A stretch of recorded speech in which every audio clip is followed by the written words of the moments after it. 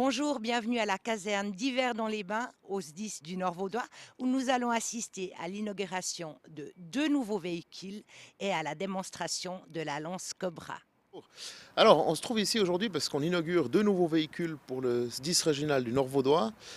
Une nouvelle échelle automobile de 32 mètres et puis un nouveau véhicule pour la lutte contre l'incendie qui est le système Cobra. Alors, les spécificités de ces deux véhicules, pour l'échelle automobile, on a une hauteur de sauvetage qui est plus grande que celle qu'on avait précédemment. On gagne 2 mètres, 2 mètres 50. Et on gagne aussi en termes de personnes qu'on peut sauver en même temps ou de passagers, je dirais, de la plateforme. Donc c'est un petit peu difficile à vous dire un nombre exact de personnes qu'on peut sauver parce que ça va dépendre bien entendu du poids. Mais il est clair qu'avec la nouvelle échelle automobile, on peut en tout cas sauver une personne de plus en même temps sur le même moment qu'avec l'ancienne engin.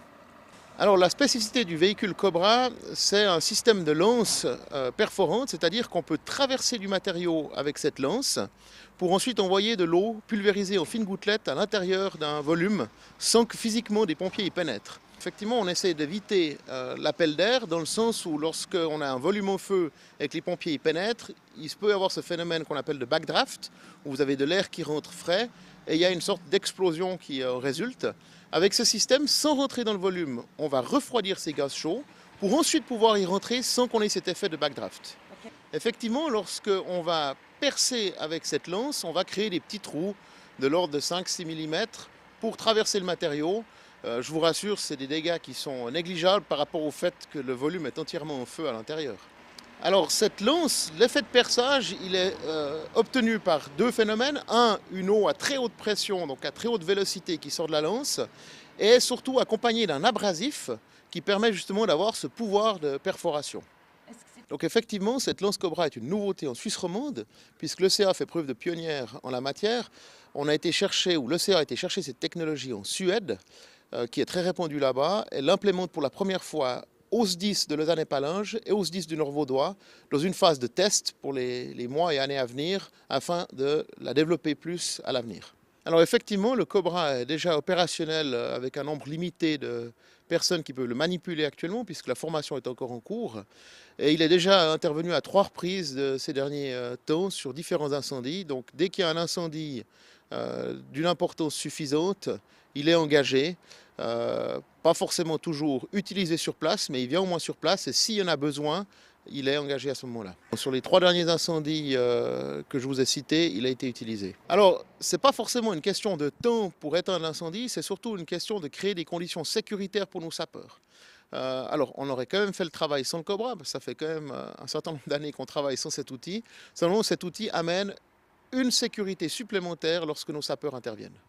Alors pour la conduite des nouveaux véhicules, bien entendu, il y a une formation spécifique, mais ce n'est pas la formation de conduite qui prend le plus de temps, c'est la formation de machiniste, c'est-à-dire d'opérer le véhicule une fois arrivé sur site, notamment le machiniste pour l'échelle, qui demande énormément de formation. C'est un engin qui est superbe, mais relativement complexe, et aussi machiniste pour le Cobra. Donc ça prend vraiment plus de temps à former les gens à utiliser le véhicule une fois sur place qu'à leur apprendre à conduire le véhicule. Alors le SDIS, c'est le service défense incendie et secours. En gros, c'est un terme peut-être compliqué pour dire les pompiers, mais ça démontre aussi bien l'étendue des missions des pompiers qui ne se confinent pas qu'à l'incendie, mais à énormément d'autres missions. Alors les missions des sapeurs-pompiers actuellement, bien entendu, il y a les incendies, il y a aussi beaucoup de réponses aux alarmes automatiques, il y a du sauvetage, on travaille sur les inondations, sur les pollutions, de la désincarcération lorsqu'on a un accident de circulation, mais ça peut aller aussi jusqu'à un accident chimique. Donc vous avez vraiment un panel de missions qui est relativement large. Alors le SDIS régional nord-vaudois compte actuellement 350 sapeurs-pompiers volontaires et 6 pompiers permanents. Alors les pompiers volontaires, effectivement, sont des gens qui font ça sur leur temps libre. Donc ils font ça le soir, le week-end, des fois la journée lorsqu'il y a des alarmes. Mais effectivement, c'est des gens qui ont un travail à côté, généralement à 100%, et qui viennent donner leur temps libre pour la collectivité publique. Alors, effectivement, on recherche tout le temps des gens, on manque cruellement de sapeurs-pompiers volontaires. Il y a un recrutement qui se fait à une échelle cantonale chaque année. Toutefois, les gens qui sont intéressés et puis qui sont, je dirais, légèrement hors délai peuvent de toute façon consulter notre site internet, nous téléphoner. Et on peut soit éventuellement entrer en matière pour cette année ou alors pour l'année prochaine. Alors, le site internet, c'est www.sdisnv.ch. Le SDIS régional nord-vaudois couvre 40 communes qui s'étendent de la frontière neuchâteloise pour l'ouest du lac de Neuchâtel, à la frontière fribourgeoise pour l'est du lac de Neuchâtel, et puis au niveau du sud, à peu près à mi-chemin avec Orbe. Alors dans le nord-vaudois, pour l'ensemble du SDIS, on intervient entre 450 et 500 fois par année.